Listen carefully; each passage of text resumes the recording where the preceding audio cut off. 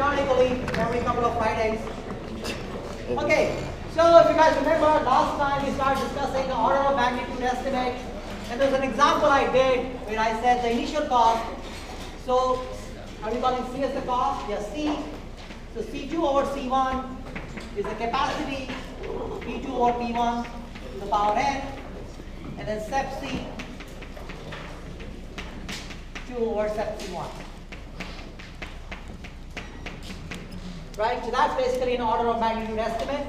And then I think we were doing an example where we said we bought an equipment, a heat exchanger in 1996. So 1996, we said area 500 meters square. We bought it and it costed us 25K. The question is, in 2011, if the area is 100, what is the cost? And the SEPC values, I think I told you from the tables. In 2011, SEPC was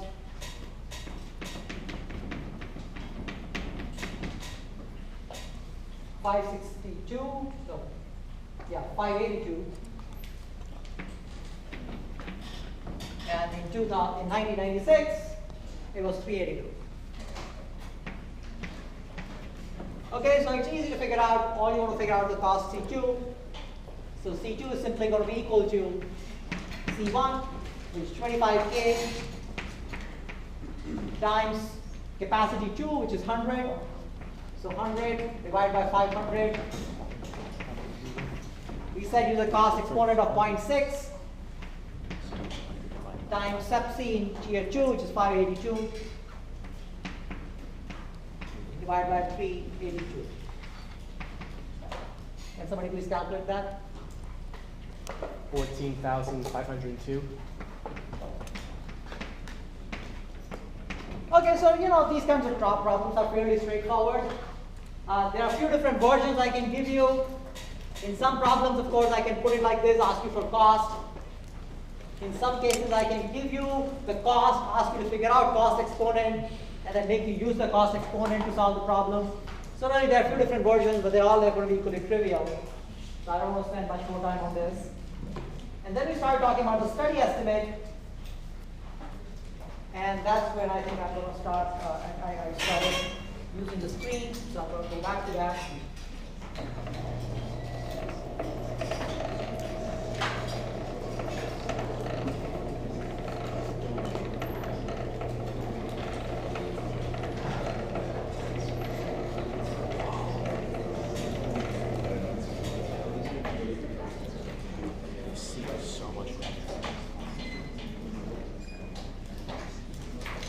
Okay, so we start talking about how to estimate capital costs.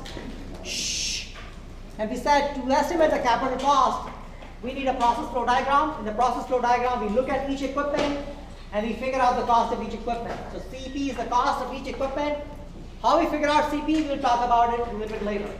But let's say we know CP. The point is that if you just have equipment, there are extra costs you have to incur to install that equipment. So those costs include materials, which let's say is cost CM, labor, we call it CL. These together are called the direct expenses, and indirect expenses like freight, insurance, taxes, construction overhead, which is basically the fringe benefits, sick leave, vacation, etc. And also contractor expenses. So these are called indirect expenses. Contingency and fee and contractor fee. So contingency, as we discussed, is the extra money that you should just have just for unforeseen circumstances. Contractor fee is typically you hire a contractor to install the plant. So that's his fee. And in some cases, you may have to pay for auxiliary facilities. That happens if you're building your plant in the middle of nowhere. Now don't worry, you do not have to remember this list. I'm not going to ask you, okay, what is contingency and fee? Or I'm not going to ask you what is a direct expense, indirect expense. So you don't have to actually remember this list. You just need to understand that when you are paying, when you're trying to install an equipment, there'll be extra costs incurred. And remember that when you're actually estimating the total costs. So that leads us to this term called bare module cost. Okay? So the bare module cost is the of an equipment is the sum of the actual cost and all the other costs that are incurred in the process of installing it. So there's the cost of an equipment, and the bare module cost is basically to add up everything else you need to pay. So bare module cost, in some sense, you can think of it as the effective cost or the effective money that you spend to have that heat exchanger installed in a fully functional form. Does it make sense to everybody? Any doubts about what bare module cost is? So bare module cost includes everything else we discussed in the previous slide, actually direct and indirect costs. Can you make a rough guess, either based on intuition or based on your internships, what would be the ratio of bare module cost and just the cost of the equipment? Roughly, how much more would it be to have the equipment fully installed and functioning compared to just the cost of the equipment? Yeah? 4 to 1. Okay. Yeah? Sorry? On my internship, it was 10 times. 10 times? Really? What company were you working for? Albemarle? Yeah, I don't know why it was that high. That seems relatively extremely high. It might be that because, you know, if you're working with something like a nuclear reactor, now you're not working with a nuclear reactor, but there'd be a lot of safety things in place. So, why do you think it was that high? No, it was the other way around. Labor was 10 times what the equipment was. So labor was what? 10 times what the equipment was. That's hard to believe. Because the bare module cost includes everything, including the labor.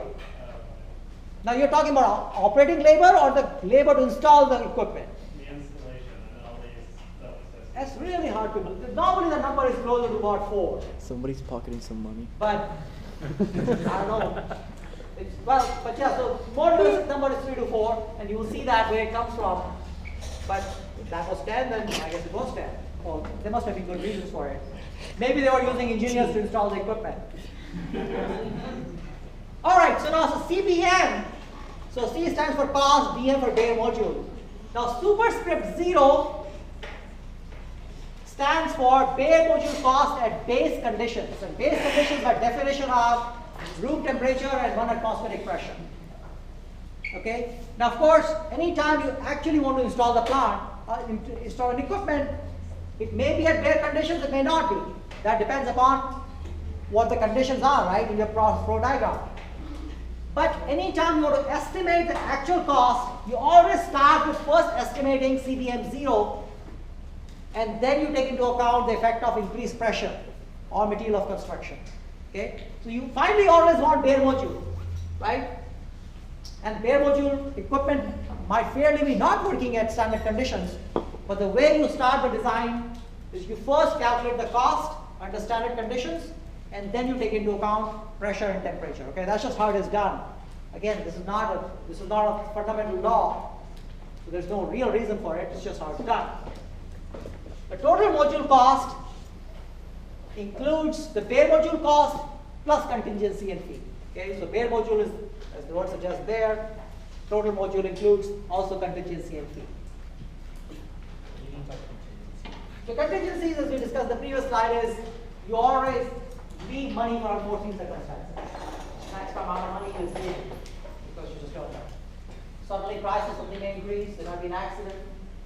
Right, but why would you include that in a total model cost if that would be included in something, say, it's an indirect cost?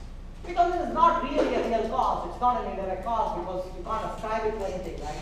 You just say, well, I don't know, something will happen. Right? So it's not an indirect cost, it's just something with a contingency, right? And again, you know, it's right, these demarcations are sort of fluid. They are done, it's not a law of science, so I can't really exactly tell you why something is there, right? But yeah, it does make sense that contingency would not be a real cost. Right? In this case, it does make sense. Contingency would, but why put fee with the contingency? Right? You could certainly say, well, fee should just be the indirect cost. In fact, there is a part of the fee that's an indirect cost. But yeah. All right, so that's how you go ahead and estimate the bare module cost. Actually, this is not how you estimate it. I'm just trying to essentially explain to you what each of these terms are, again, a little bit more quantitatively. So the equipment cost, let's say CP naught. So CP is the cost of the equipment, naught is bare module. In reality, you can calculate CP naught or you can calculate CP. Okay? The cost of the material. The cost of the material used for installation you would expect it to be proportional to the cost of the equipment, right? And all these slides again will be online, so you don't have to actually write anything. So it makes sense, right, that the cost of material will be proportional to CP naught. Similarly, labor. Labor will be proportional to equipment, but you can say, well, labor will also be proportional to material. Because somebody has to use the material, right? It's not like the material comes in and just assembles on its own. So if there's concrete that's coming in, somebody will have to use the concrete to build the foundation. So the labor cost will be proportional to the sum of these. And then proportionality factor, right? And so you add all these up and you get the direct cost. But the bottom line is that total direct costs are expected to be proportional to the cost of the equipment. Right? That's the only argument I'm trying to make here, that everything in the end is proportional to the cost of the equipment. Freight, what are you bringing to the site? You're bringing equipment, but you're also bringing material of construction. So the freight cost will be proportional to the sum of those two. But CM is already proportional to CP naught. So finally you get that this is also proportional to CP naught.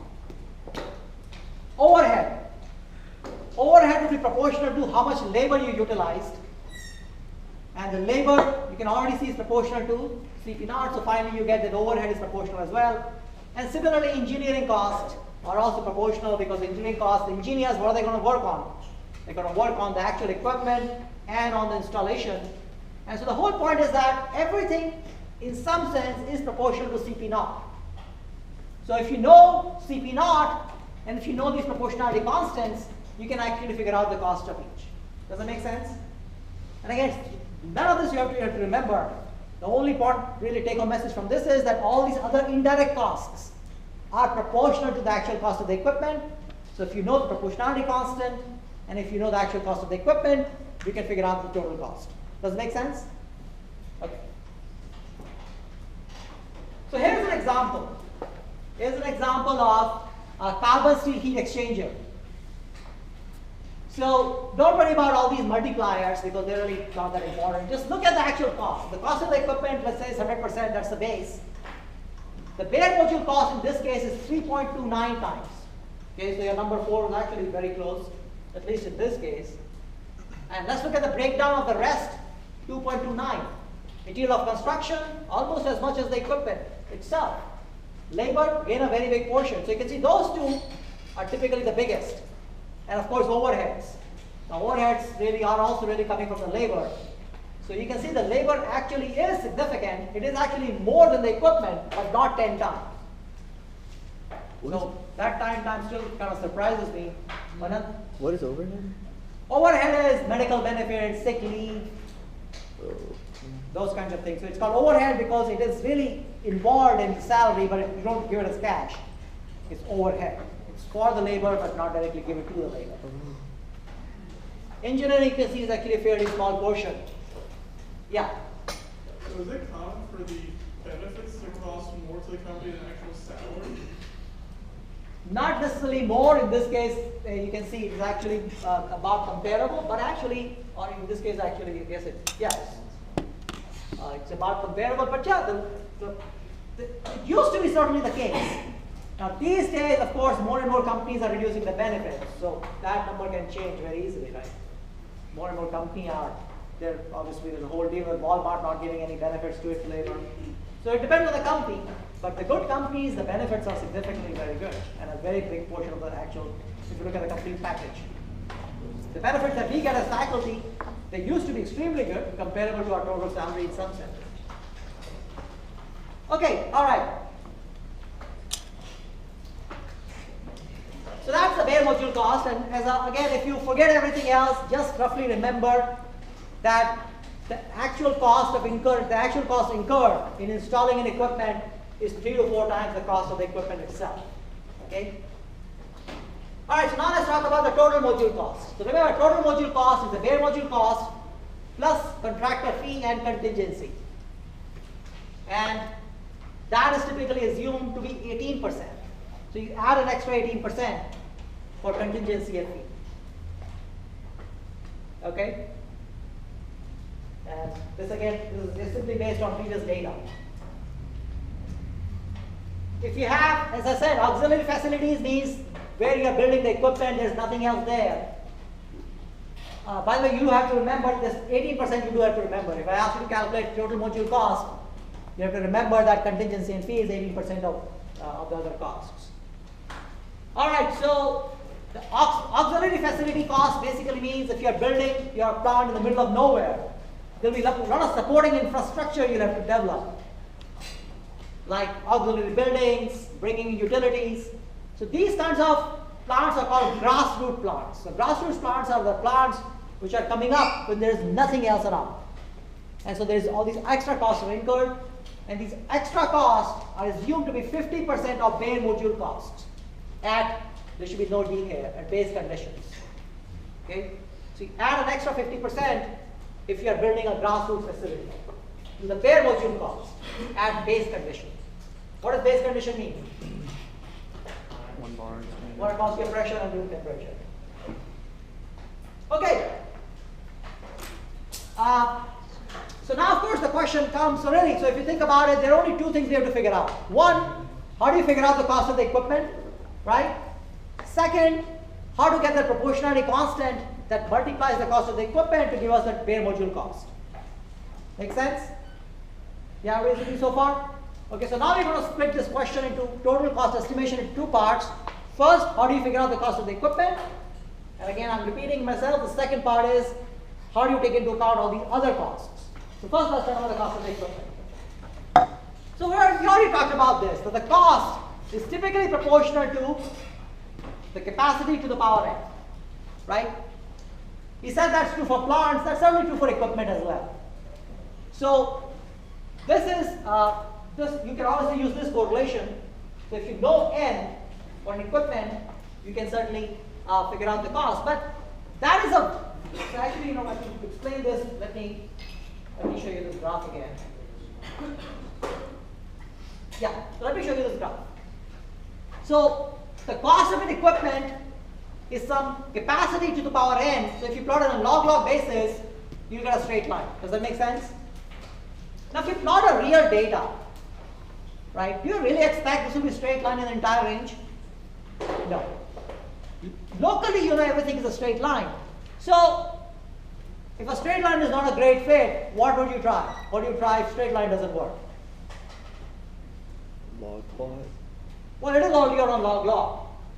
But if the cost is not, if the straight line is not fitting data very well, what can you try as the next approximation? Polynomial, but what polynomial? Go to quadratic, right? If quadratic doesn't work, try more. Because if you have a very high order polynomial, it's not a good way to fit data. Because typically has very jagged, it becomes very jagged. Anyway, so it's not right, yeah. If you feel like a 30th order polynomial though, it was quadratic, you just have zeros until you get to the x squared term. So why not fit with a 30th order polynomial? Well, because the data is already so complex, it's not like a perfect quadratic solution. And besides, you don't want too many terms, right? When you're looking for, imagine you are a student in this class. I ask you to find out the cost of an equipment. Would you like to find out 30 parameters and use them? If it all goes into a computer, it doesn't matter. No, you want to keep things simple. First of all, there's no reason for cost for there to be 30 polynomial to fit this data. This is simply data fitting. So you look for the simplest correlation that works reasonably well. So what's a good distance fit that you would say is where you should stop? Well, you just stop at quadratic because and then you just get the parameters because there's always inherent variability in every data point. What if your goodness if it's like 40%? Because I'm saying there's inherent variability in everything. When you say the cost for certain flow rate a certain number, it actually looks like this. So you can certainly make any order pass to anywhere. So then you can say, okay, I'm going to look at the mean. But the problem is that there is no need to go do detailed statistics on this because there is so much inherent error in the data that any of your statistical analysis will basically be meaningless. So you just go with the simple approach, a combination of simple approach, and as I said, in the end, when you're really ready to find out the true cost, you have to call the vendors. Because correlations can never really get the cost right. There's always going to be inherent variability in there.